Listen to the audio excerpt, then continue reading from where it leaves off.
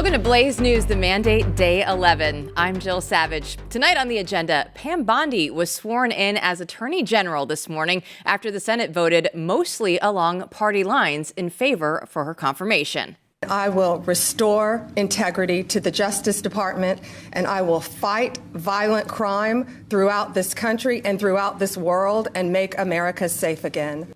Bondi has started her tenure off with a bang, demanding that they release the Jeffrey Epstein client list and directing the DOGE to withhold all federal funding for sanctuary cities.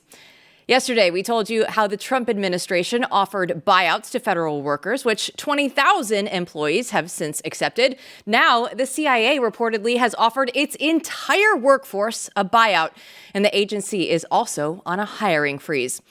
We continue to find more waste and fraud being funded by U.S. taxpayers. The latest twist in this saga is over $34 million being funneled to Politico by USAID, HHS, and other government agencies.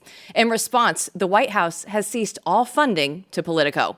I can confirm that the more than 8 million taxpayer dollars that have gone to essentially subsidizing subscriptions to Politico on the American taxpayers' dime will no longer be happening. The DOGE team is working on canceling those payments now. The bombshell story could pave the way for the exposure of more state-funded media posing as journalistic outlets. Yesterday, Donald Trump held a press briefing with Israeli Prime Minister Benjamin Netanyahu and suggested that the United States will take over the Gaza Strip and export its residents. However, the White House press secretary, Caroline Leavitt, claimed that no taxpayer dollars or U.S. military assets have been committed to the process. The United States needs to be involved in this rebuilding effort to ensure stability in the region for all people. But that does not mean boots on the ground in Gaza. It does not mean American taxpayers will be funding this effort. It means Donald Trump, who is the best deal maker on the planet, is going to strike a deal with our partners in the region. Well, following Donald Trump's election, the Army has shattered its recruiting records. December 2024 was the most productive December in 15 years. The U.S. military had missed its recruiting goals by 41,000 members in 2023, but DEI is now gone. But there is still a lot of work left to do. Today is National Girls and Women in Sports Day, and Donald Trump celebrated with an executive order that bans men from women's sports. With my action this afternoon, we're putting every school receiving taxpayer dollars on notice that if you let men take over women's sports teams or invade your locker rooms, you will be investigated for violations of Title IX and risk your federal funding. There will be no federal funding. Riley Gaines, Congressman Anna Paulina Luna, and so many others joined the president there at the White House in support of this massive win for common sense. And it only took 2 weeks after his inauguration for Democratic lawmakers to file articles of impeachment against Donald Trump. I rise to announce that I will bring articles of impeachment against the president for dastardly deeds proposed and dastardly deeds done. I like the singer, Al Green, better than the congressman, Al Green. Let's bring in Blaze News editor-in-chief Matthew Peterson. The Politico story, MP, is by far the biggest one today. Is this just the tip of the iceberg of all these things that we're going to see coming forward? It is absolutely the tip of the iceberg because, I mean, this is finding the way in which they funneled large-scale subscriptions, right, subscription money, to Politico. And there's lots of publications that have done that over the years and that do that now. This is not even, pointing to all the foreign media outlets the United States has funded. In many cases, those are very bad actors, very partisan actors, right, in other countries' affairs. This is not looking into the deeper flow of traffic yet, which some people are looking into. But look, I mean, this is just the beginning of the unraveling. It's like pulling that thread.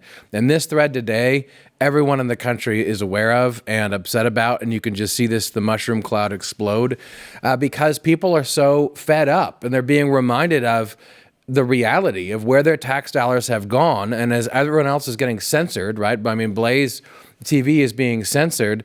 Politico has government contracts, government money. I love that Politico is like going out there and asking people for $10,000 for a subscription. Let's use this time to say, hey, help us here at The Blaze. Subscribe to The Blaze. We're not going to ask you for $10,000. $250 can get you basically everything here at The Blaze. But it's important right now because of all of these stories that are coming out and the pace that they're coming out every day to be a part of something like Blaze TV. Yeah, look, $250 for Blaze is Blaze Unlimited. It's unlimited. You get everything. And that includes the awesome magazine, Frontier. That includes Blaze News. That includes Blaze TV. That includes special events. But of course, these publications, they're sitting there on government largesse. They've been receiving millions of dollars from the government in various ways. This isn't even talking about how they collude with the government, right, on stories, which we all know about now too, and more about that will be coming out in the coming weeks and months. So it is absolutely important now to rally around independent media that's truly independent, because if we don't, we won't have an answer to this. The great thing now is that all these old edifices are tottering, they're falling over, and we're going to just push them over if we keep moving. And Pam Bondi is going to make sure that we have news stories coming out every single day, because she was just out there and sworn in. And as soon as she did that, she's like, all right, Epstein client list, check. Let's go ahead and do that. Sanctuary cities, all of your funding, DOJ, cut it off right now. I can't believe the pace. We talk about this every day now, but the pace that this administration is working at is unlike anything we've ever seen. Yeah, and it all comes down to one simple thing. It's the will to govern.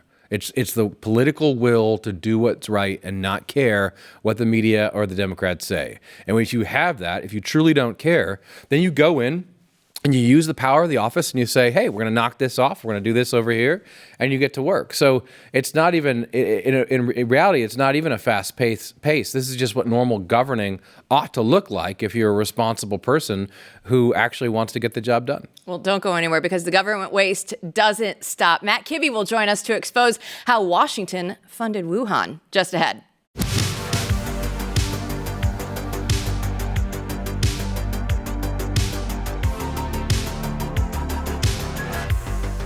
Have you seen the news from all the economists that are forecasting a depression? No, not a recession, a depression by 2030. It's a perfect storm right now, right? We have Social Security and Medicare hit with a breaking point. It's going to be the largest generation hitting retirement, and a smaller workforce means a smaller tax base. And when you pair that with our growing national debt, the rising cost of living, we have a big problem. So what are you going to do now to protect your family for the future? Gold is the safe haven in hard economic times, and Birch Gold makes it easy to diversify your portion of savings into physical gold.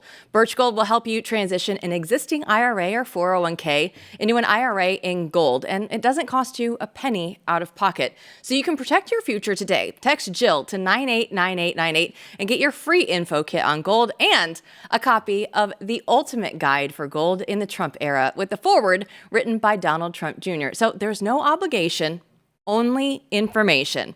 Birch Gold has earned the trust of countless Americans looking to safeguard their savings, and you can count on them too. Text my name, Jill, to the number 989898 today. Well, this is the week where we start to get rid of the departments in the federal government. The Department of Education has been at the top of the list for years. So how could dismantling the DOE impact America's youth? Matt Kibbe is the Blaze TV host of Kibbe on Liberty, and he believes that it's the best thing that could happen to them. And he joins us now. So, Matt, I look at the American education system when we know that we spend so much money on that, and yet the test scores get worse and worse every single year. So how has this dichotomy, has this come together? We increase all of the spending, and yet the Department of Education just continues to get worse. I know that you can actually look at the chart in the collapsing of educational quality and kids actually learning and the amount of money we spend on education. And you can trace that diversion to the creation of the Department of Education by Jimmy Carter. It is a slush fund for bureaucrats and their weird agendas. That money does not go to the classroom. It does not go to schools. It's just a gross bureaucracy that's actually sucking money away from the schools. And they're afraid that we're going to discover that. Well, in comes the Trump administration, and we have an EO, we're going to executive order, going to go out and get the Department of Education, and people are freaking out about it. What say you? It's a little too late for my taste. We should have done this many years ago. We shouldn't have started it in the first place. I love the fact that Trump is keeping his promise on this because he ran on it. And what he's also doing, and not just with education, but with a lot of these executive orders, he's pushing his Republican colleagues in the House and Senate to do something that they should do, probably don't want to do. There's plenty of rhinos. We got to beat the Republicans before we can beat the Democrats in Congress. But he is setting an agenda where they have to come in and pass Thomas Massey's legislation. They have to do it. Otherwise, the next Democratic administration just brings it all back. This happened in Trump 1 when Biden came back. So yes, great start. Gut it, expose the corruption, find out who's been feeding at the public trough at the expense of our kids. But after that, let's actually write the legislation that gets rid of it once and for all. Yeah, on that note, I want to know, do you think this is actually going to happen, right? We see the executive order. We know that Thomas Massey has that one-line bill where it just says, hey, dismantle the Department of Education. Do we think it's going to happen the first time around? Because I feel like this is going to be a pretty big fight. Right. Everything is going to be a really big fight. But I think part of what's going to propel us forward is the revelation about the financial corruption in all of these agencies. And I think the Department of Education is front and central as a slush fund for special interests. And I think, most Americans think the Department of Education, they must be funding education. Well, they're not. And that scandal will push a lot of Republicans to do the right thing. I even think some Democrats come across board and help them with that. See, this is really important, I think, for everyone in the audience, because what you're describing is what I see as a strategy that's playing out, that's designed where the executive order comes out, but it's not just a press release. It prepares exposure, right, and puts everyone on notice. And it is sort of a press release in an important way to Congress, telling them this is the president's agenda for real. Yeah. You have to get rid of it. And then the exposure, like we're seeing with USAID right now, riles people up. It garners the momentum. So I hope when I see on X that Chris Rufo has entered the building, his job is probably to go in and start telling people what the hell's going on in there, right, to then build the momentum, because you have to give that public argument. And it's interesting to me. You've been at this for a while, and you see the public opinion go up and down. What's going on right now with DOGE and USAID? I mean, it's remarkable to me. I mean, there's a little small cynical side of me that thinks, did you all not know that? Did you really think that this was? But a lot of people don't know it or aren't paying attention, and boy, they sure are now. Well, obviously, with education specifically, parents started paying attention when they locked down schools. Mm-hmm. And then they looked at curriculum, and then they realized that the education system itself is kind of a torture process where you just regiment kids into obeying instead of actually igniting their minds and their spirits. That process is still going on. I think the American people are far more red-pilled than they were all those years that we've tried to reform education. But I also think you have, the head of DOGE. He's got a big X account. He does. And he seems to be a happy warrior, too. So I think there's a megaphone with all of these influencers, starting with Elon, starting with the podcast warriors, Rogan, et cetera. That's where the news comes from now. Mm-hmm. And all these years we've been fighting this fight. There was no way to get through the corporate media with that message. Well, let's go into DOGE itself, because so many people are ranting and raving, saying, oh, this was just created by an executive order. You can't just do this. But Elon wrote on X, he said, no, we renamed the U.S. Digital Services, which was created by Obama. And we just went and said, okay, it's going to be the U.S. DOGE services now. So give us a sense of what DOGE actually is. Explain how this came to be about. So I actually read the executive order, and Elon is exactly right. The lawyers that wrote this executive order understood what the limits of the law were, and they're basically repurposing something that Obama created under Obamacare, but frankly didn't use it effectively. It's about payment systems and data integrity, and this is why Elon has brought in these smart kids who actually know something about data and security to find out where the corruption is. And it's endemic. Like, it's worse than even I imagined. And I'm a cynical libertarian, so I just assumed everyone was stealing everything, but it's worse than that. And they can go line by line, agency by agency, program by program, and they will discover, and they're already discovering with USAID, that it's all corruption. It's all corruption. So even if you were hoping that the Department of Education was sending money to schools to educate children, you're about to learn that it was a lie. That's powerful. Yeah, and one of the most powerful things about it is that it's reawakened everyone's interest in a little thing called COVID that happened to the entire world a few years back.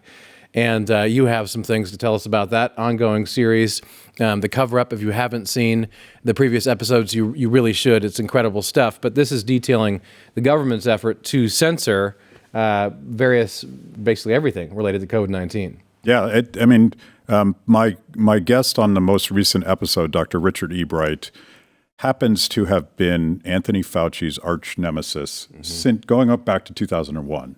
And all of this influx of funding that gave Fauci so much power, the reason he's the highest paid man in the government was because he became a bioterrorism czar, handpicked by Dick Cheney, financed by not only the Patriot Act, but other legislation.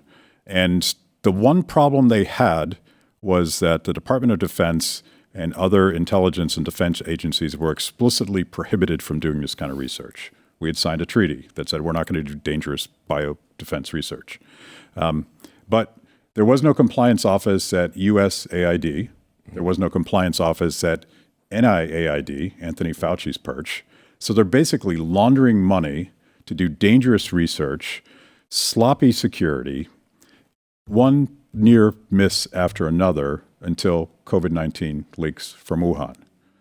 So there's a reason why Joe Biden backdated Anthony Fauci's pardon to 2014, because Fauci started breaking the law in 2015, specifically ignoring the Obama administration's pause on gain-of-function research, specifically on coronaviruses. Fauci and Francis Collins continued to do it anyway. And what I love about Dr. Ebright, he's lived this for the last 20 years. He used to be a hero with the New York Times. Now he's the enemy with the New York Times. He's saying the same thing he always did, but he has receipts. Every single failure and every single crime that Fauci has committed. And it's going to be interesting. Like, everybody's upset that Fauci's pardoned, but there's this guy, Rand Paul, who is the new chairman of the Homeland Security Committee with subpoena power. And Fauci has lost his Fifth Amendment right to not perjure himself. He has to speak. He has to show up, has to speak. He has two choices: finally tell the truth or commit a new crime, which is not covered by Biden's pardon. It's going to be interesting. We're going to discover, I keep saying this, I want to know who Anthony Fauci's boss is. And I think, going back to DOGE, we're going to discover some systemic corruption and fatal arrogance that arose out of this mad science experiment. And the only reason we need to know is it can't ever happen again. Mm-hmm. I want to point out that Dr. Ebright is a Democrat, because we've talked about him here on the show before, but it is one of these things that is just, it's an interesting twist in the story where it's like, no, these wouldn't have been people that would have been like our friends back in the day. But now, because of all of the corruption that has come out, they're saying, no, I want to be a part of the truth. And that is one of the things that Dr. Ebright is doing. And I just want to commend him for doing this, because he has been so vocal and doing all these interviews. This show next Thursday is a banger. Like, you're gonna be shocked, but you're gonna be eating red pills by the bowl. But you need to know. We need to know what's happening. All right. Well, let's go ahead. We have a clip of this. Let's go ahead and take a look at episode 4 of what will be the cover-up. Through a series of oversight hearings, Senator Paul has exposed dangerous gain-of-function research funded by the NIH, and the lengths government bureaucrats went to cover it up. Is there a deep state? There you go. So give us a little preview of a little bit more of what these red pills that we're going to be just eating by the bowlful. Your tax dollars have gone to insanely dangerous experiments. We recreated the Spanish flu, which had left the earth. We've weaponized bird flu, which is now driving up the cost of eggs beyond anything. And it was all done without any sunlight, without any cost-benefit analysis. And there have been near misses long before Wuhan that could have been planet-ending stuff. It doesn't get any worse than this. This is zombie apocalypse. Government arrogance at its most insane. And we gotta expose everybody has to appreciate what's happening so that they know who to hold accountable, and it never happens again. Amen to that. This is not like one of those, political shows where or it's an expose. This is something that every single American needs to know, because it's not a conspiracy theory. You're laying out the facts with the number of experts that increasingly come to light every day. And to me, it's something where we got to get beyond the partisanship with this, because this is not a joke. Like you said, this is world-ending stuff, and it's still out there. Yeah, and by the way, it's not like, it's fascinating to me that RFK Jr. is one of the first to expose Anthony Fauci. Yep. He can't get Bernie to vote for him, and the Democrats who used to support him are now against him. Jay Bhattacharya is not a partisan. Right. Marty McCary is not a partisan, the incoming head of the FDA. And obviously Richard Ebright, he's a former Democrat. He had a Biden sign in his yard. They're doing this because it's the right thing to do. It's not a partisan thing.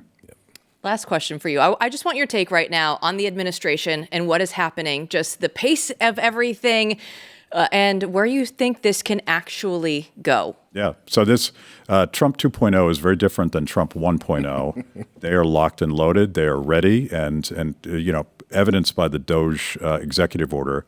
They know precisely what they're doing, and it's kind of shock and awe. Like, the Democrats seem completely unprepared for what they're doing. They don't know how to respond.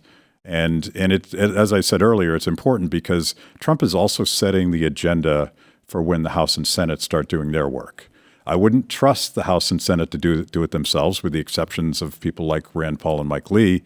But it's an onslaught. And if, judging by the number of calls and outreach that citizens are doing to get the confirmations of RFK and Tulsi Gabbard and others through Kash Patel, they are going to fall in line, because there is a very focused public right now. And ultimately, that's the only thing that matters.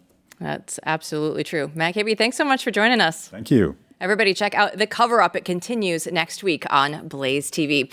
Don't go anywhere. When we come back, Chris Bedford will give us a pulse check on the Never Trump Republicans. Next.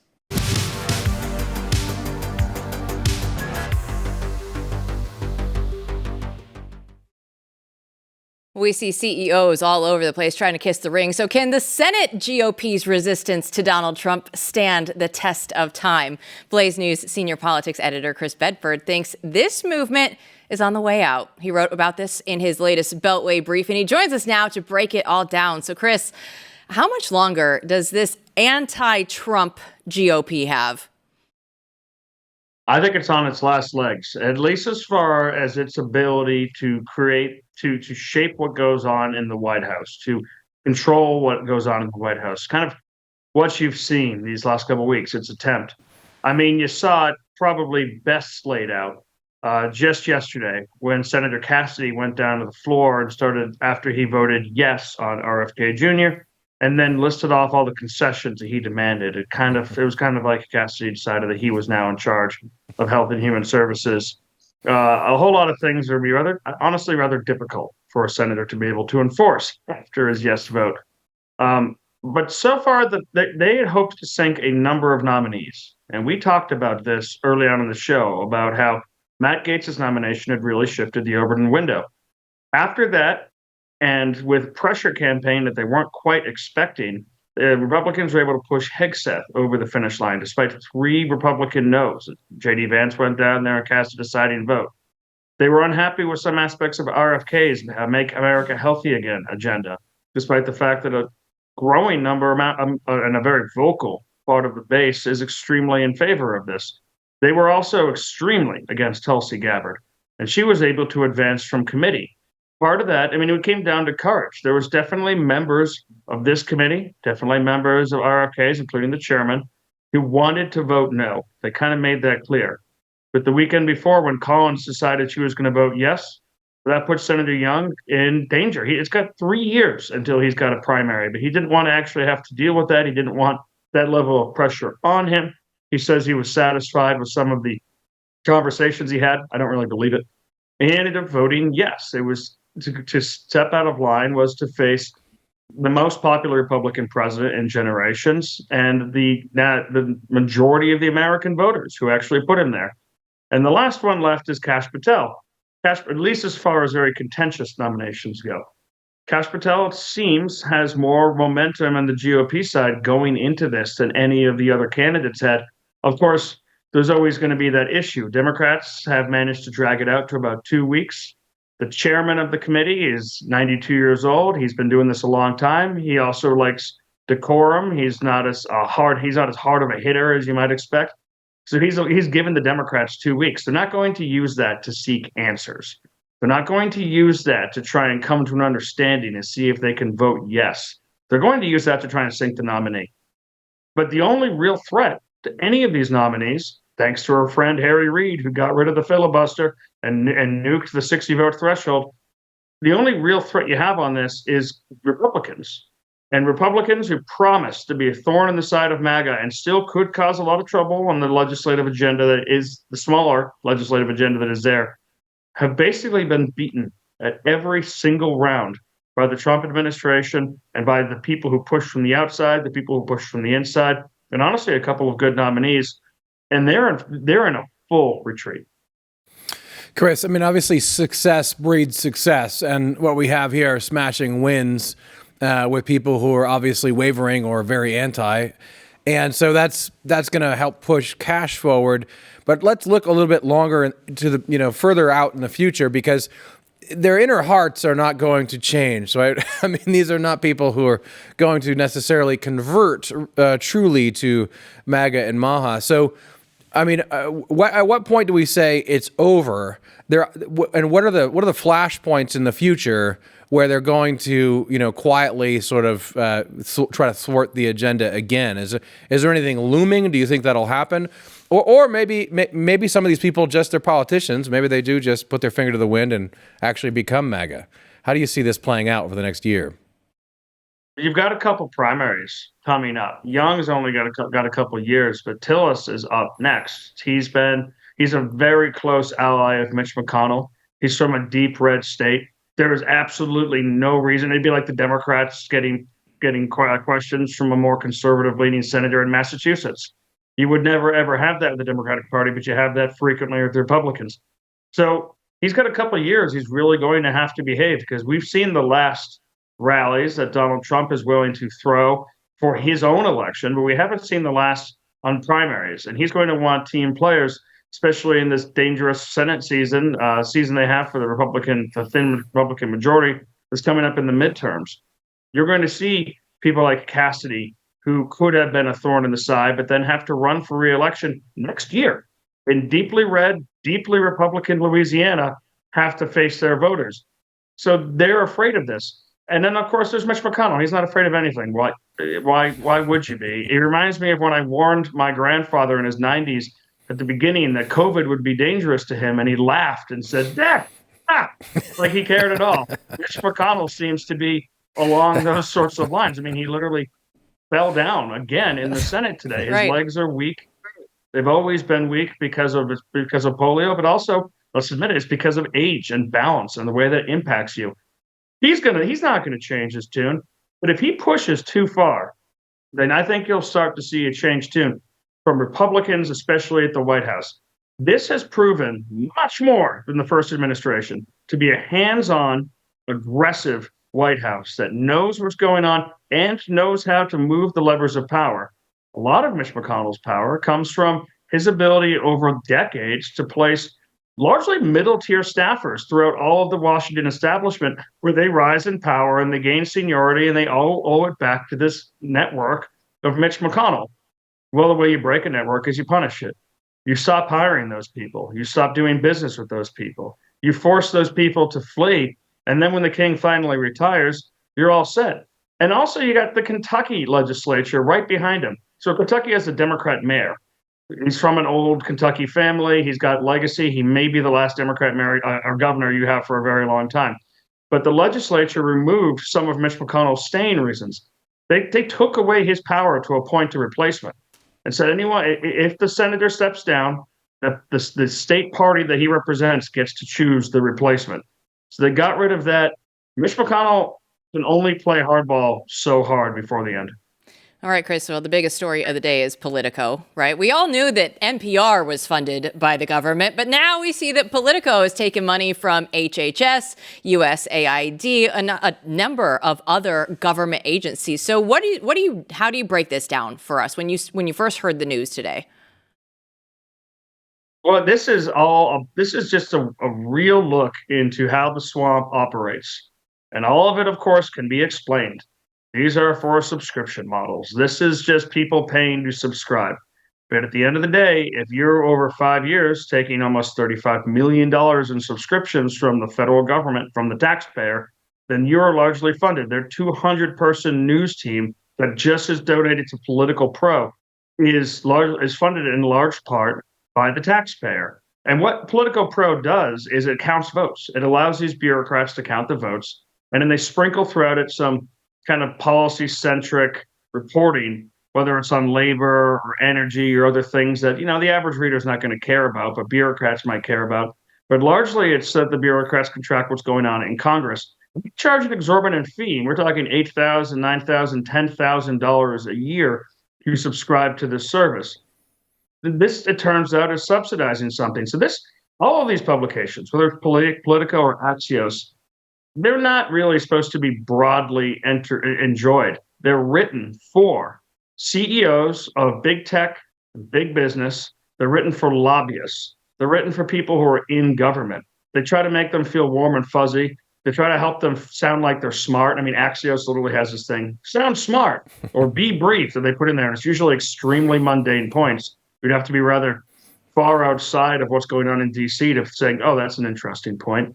And they sell it for exorbitant prices. And then that access goes back and forth. And then these publications defend the federal government. They defend the blob. They defend the status quo.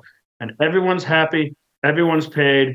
Everyone's elite. They throw cocktail parties. So it was really, really encouraging today to see Caroline Leavitt come out and say, listen, the White House is canceling executive subscriptions.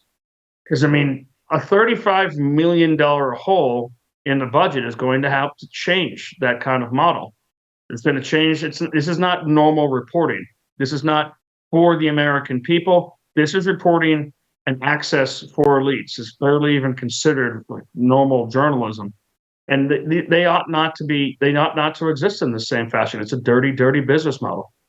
One of the best things about the exposure today of midwit elite media complex financing is that the amount of money, well, it may be small, right, in the grand scheme of things, is not small to these companies that are struggling. As we know, Cheers. Working at media companies, this is a large amount of money that really goes, right to the bottom line. It just goes right into the coffers. So, companies like Blaze are sitting there thinking like, oh, you can do that? We could, of course we can't, and we wouldn't. That's why we need your support. But this makes all the world of difference for struggling media companies when, no one else is reading them. So this is the way the world actually works. This is the way the midwit media, actually revolves around the sun. Now, when you look at these grants being exposed, one thing I think is a little bit amusing is that for people like us, it's almost as if, guys, you didn't know this was happening. Everyone. I have to say, there is way worse to be found yet, and I am overjoyed that it's getting the attention it deserves. But let's talk about that, because I suspect that we will discover a lot worse things as we move forward, both when it comes to government funding the media and a lot else besides. Yeah. OMB, the Office of Management and Budget, just put out a kind of a technical-looking order yesterday afternoon that said that the chief information officers of these agencies, which used to be a protected position that could only go to careers, is now open to political appointees. And that's really important on a couple of different levels. One, That way you can recruit some of the actually excellent people from around the world who do wonderful cybersecurity, which is part of what this officer does. But the main thing is, this is the officer who's in charge of feeding information back to the secretary, back to the director of the agency. So let's say you're a Trump appointee and you come into some random agency X, and you tell the career bureaucrat as your chief information officer, hey, I want a list of all of our spending and all of our programs. Or I would like to see the email traffic between all of our employees in the last 4 years and these 3 left-wing groups. Or I want to get search for at politico.com how many people have been talking to reporters. Well, maybe a functioning bureaucrat will take a couple of weeks to bring some things to you. But a lot of other people, part of the deep state, will just block you. They'll send out a 5-alarm fire. They'll have people leak to the press to undermine you. And they're usually not even the best at the job. And an information officer, someone who deals in tech, communication, policy, maybe in the 1990s, that was just kind of a bureaucratic job, but now it's become part of policy, and it's become someone who can really undermine you. So with the Trump administration opening that up to people, that just alone helps empower the secretary and the director to have that insight into their own agency, into what they've been doing and who's there, where the money's going, the communications, in a way that they haven't before. So you take some 20-year-old kid who's been building tech programs to read ancient Roman scrolls we could never unlock, put him in there, and he's going to find out a whole lot more about what's going on in the agency than you were ever going to before. So these little tweaks that were earned and learned from years of 2017 to 2021 are now being unveiled. Well, Bedford, there's so many days that we could choose from, but I think today is actually one of my favorite news story days so far since Trump 2.0. I mean, there's so much today. It's been absolute. I mean, it's like drinking from a fire hose. The New York Times homepage cannot keep up with Elon Musk and Donald Trump right now. They would like to put everything they hate about them from just that day on one page. But I swear, you watch it, these stories fall right off. They cannot keep up. It's a golden age. They can't even contain it. Bedford, thanks so much. See you tomorrow. Peterson, these stories are so important, though, because when you look back at Politico and you look back at the scandals, and it's the Hunter Biden laptop story, and it's censorship, and then it's all the illegal Supreme Court leaks, right? And all these things, they come through Politico. They know what they're doing because this is an outlet that'll print what they want to have out there. Yeah, so you have a large customer of the media company, funneling it money, and they know that their audience, the people who will pay the larger subscription for the information about the votes, et cetera, they know where their bread is buttered, and that's the information that they put out. So it's very much true that this is not about speaking truth to power, right? There's an audience here that is paying them to tell them what they want to hear, both in terms of information and in terms of spin. Tell me how to spin this. I mean, that's what Axios, in many ways, really does for an elite class that's not actually elite, an elite midwit class that needs that information. So, there is a transaction going on, and it is, in fact, corrupt, and our government shouldn't be involved in it. Although I do think what Chris had a point. I mean, why not? I mean, Blaze should sell subscriptions. If we can help, we'd be providing them good information, you know? So, maybe we should offer our services. The winning will continue. Don't worry. Don't go anywhere, because when we come back, can Elon Musk make all of our dreams come true? We'll have your Doge wish next.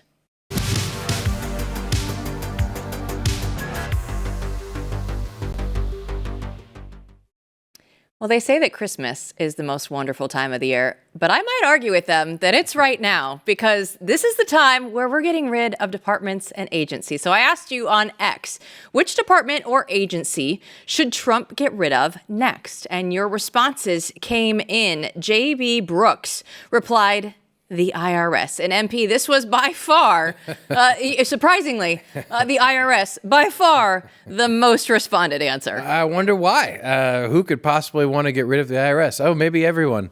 Yeah, that's a popular one. And I think that stay tuned, because we'll see what Elon and friends and everyone else in the administration does with the IRS as we move forward. Remember, the IRS was weaponized a long time ago under Obama. I mean, if you want to start getting this show more excited than it already is, you talk about getting rid of the IRS, or at least the weaponization of it and taking steps back.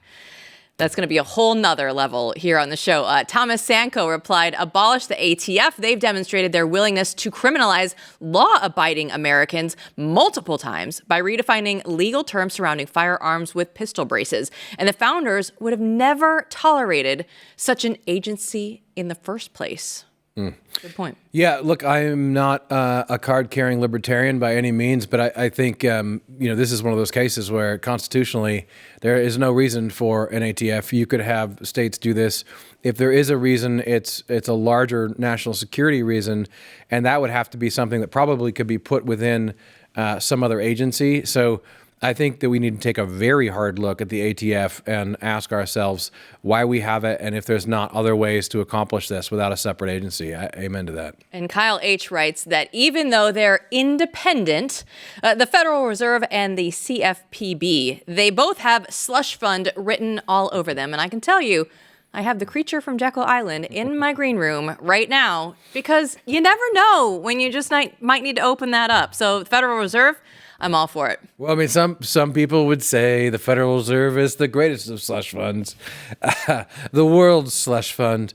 I think that we're now at a point in which we are day by day re-examining the fundamental economic policy and structure of the Western world. And so I think these sorts of questions the next 4 years and beyond are going to be salient. Everyone's going to be asking them, and people are going to have to rethink how they think about these things. Yeah, we're beyond just a little line item budget. We're like entire departments now because we really do need to look at the structural differences that can be made right now. Yeah, so I think the important thing, what I want to leave people with today is that everyone's all up in arms justifiably, and it's a wonderful thing to see. It's a beautiful thing to see over all the waste and corruption in USAID. But you got to remember that this is just the tip of the iceberg. I mean, this is how things get done in Washington. This is how the left has been operating. So, acknowledging that, seeing the reality of corruption is the first step on the path to sanity. But the next step is actual structural reform. So how do you change things so that this doesn't happen again? And in many cases, that means the unthinkable, what was heretofore unthinkable in Washington, D.C., which is actually eradicating entire agencies and powers or, shifting them around and reforming them. And one of the great questions that's going to come up over and over again, and it's a legitimate question, I'll tell you why in a second. One of the great questions is, do you just get rid of the agency, or do in some cases you use its power for good? And you might say, and you might be right, that, using, just like in Lord of the Rings, using the power of the ring for good will corrupt the bearer of the ring. And if you use, absolute power, corrupts absolutely. So just get rid of as much as you can. And to some extent, because the government is so large, that's true. But the other side of that coin is, and you can take USAID even as egregious an example it is, as instructive here. The other side of it is sometimes the government does need to govern. So ideally, when you are dealing with foreign governments, and you're sitting in the State Department, there are reasons to move money around to do things that everyone would agree with, like stop gangs from getting here in the first place, by sometimes it's sort of bribing, but it's statecraft, by sometimes dangling a carrot over here to make a country go this way rather than this way. I mean, that's part of normal statecraft. But when it gets so corrupt that it's funding this left-wing apparatus like USAID, you got to just get rid of the whole thing. And so then we need, once you're thinking in that mindset, you need to think, what do we need to actually do? And that's where things get exciting, right? Because then you say, you know what? We're going to make a determinative decision, for instance, with the Department of Education. If there's a national debate about that and you say, we're going to get rid of this, we don't need a national Department of Education at all. It's not doing anyone any good. Great. But there might be a need, for instance, for something like the federal government being concerned about wokeness rearing its ugly head again, or caring about civics education for real civics education being promoted throughout the land. Certainly the feds, the president has reason to care about civics education. So if there's inventive ways that we could do that at the federal level, now would be the time to think about it. In other words, slash and burn, and it's great to see the waste all you want, but slashing and burning doesn't necessarily get rid of the problem unless you really go to the structure of government itself. And that's what's been built over the last 100 years, that's become constitutional as we know it now. It's effectively not constitutional. We have to pare that back. But what I'm saying is, in paring it back, we have to think about what are these things for? And that should be our guiding line. It's not just about whether something's a waste of money or not. It's whether or not government should be in this game, and it should be what should government be doing and not doing. That's the sort of underlying question we need to ask over and over and over again in the coming months and years. I feel like if we just had T-shirts that said "Make the 10th Amendment great again," it would solve a lot of these problems without having to go, oh, this one, that one, this one. Well, this is the way the system was set up to begin with by the founders, is we don't have to have something in Washington, D.C. that dictates for the entire country what is supposed to happen. No, you have 50 little petri dishes, and you can figure out what's going to work the best in your area, and that's going to be the most effective because it's going to be localized for the people that live there. Yeah, real federalism is what we need to get back to, and that means that you are allowing the states to experiment with what? Experiment with government. Like, do cool stuff with your tax dollars that actually works when it comes to civics education at the state level. Do stuff that actually works and helps the people in Florida. Maybe there's some examples from DeSantis and others like him. So that's the kind of thing that you allow to prosper when you take away federal control. But the underlying question here is not just about how much it spends and how it's a big slush fund of corruption. Like, that's bad. Get rid of it. But you got to get rid of the structure of the thing. And we need an agreement in America on what this federal government should do and should not do. And the things it should do, it should have the powers to do in an accountable way and do well, right? Do really well.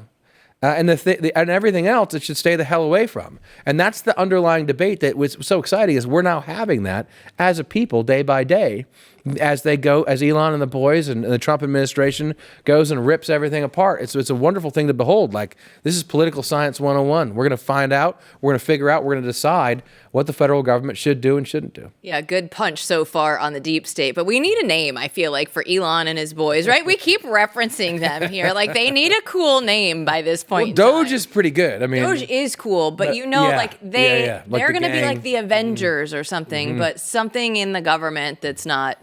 Especially for the young Anons, basically. Yeah. Those nerds are incredible. Like, we do need a name for them. If you have ideas, tweet those. Put them on X. It is Elon, so you should use the proper name of X instead of the old don't dead name Twitter. It's terrible to do. But yeah, I think that they're going to come in, and if they're the ones that are taking over and making things happen, they need a cool name. All right, I'm going to work on that, but you guys help us. You're going to help us. Until then, we'll just make the 10th Amendment great again. I'm fine with signing off with that tonight, so don't worry. We'll be back to break it all down with you tomorrow night. Thanks for watching, everyone. We're going to need a lot of cool names for a lot of different things.